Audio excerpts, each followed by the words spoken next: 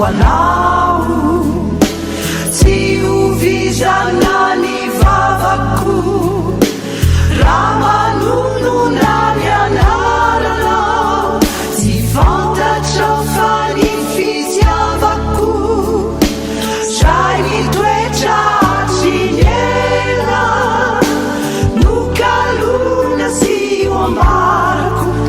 aminao tsisy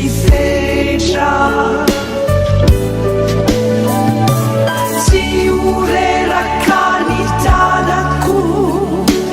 raha manoratra ho anao tsy hovizana ny vavako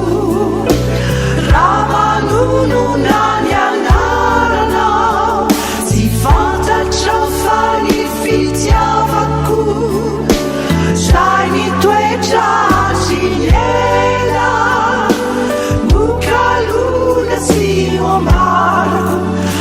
aminao tsisy fetra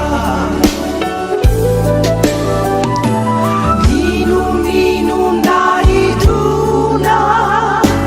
ninonina iatra ny fokotia